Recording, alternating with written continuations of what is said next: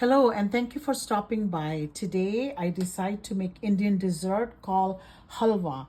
So I have used this cup as a measurement. I took half a cup of Samolina, which is in India, we call suji. This is how it looks like. And half cup of that. And also I used half cup of pure ghee, which is unsalted butter.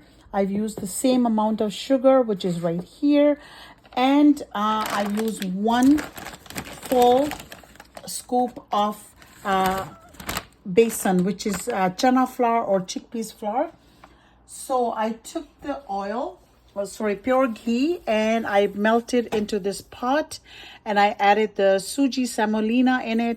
When the suji was all brownish, then I added the one big scoop of chickpeas flour. Once the chickpeas flour and the suji, they were all kind of melted together into the oil, into the ghee, and it gave brownish color.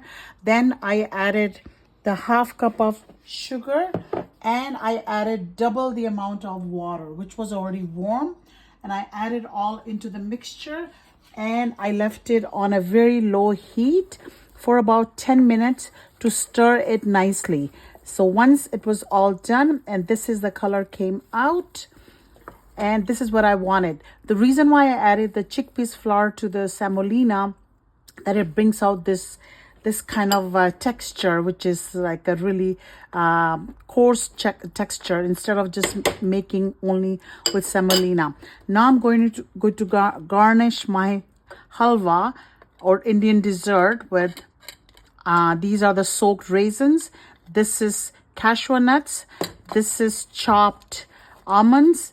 And of course, I'm going to add the shredded coconut, which you can buy at Costco or any Indian store or any grocery store as well. Now I'm going to mix everything nicely because I don't like to let it sit on top. This has to be mixed nicely. This way it's all spread out evenly. And once it's all done, I'm going to serve it in these small dessert plates, just like that. Depends who would like how much, because I don't like to add too much dessert because, you know, we don't want to let this go waste. Now I'm going to try. How does it taste? I love the texture of semolina and chickpeas flour mixed into this halwa.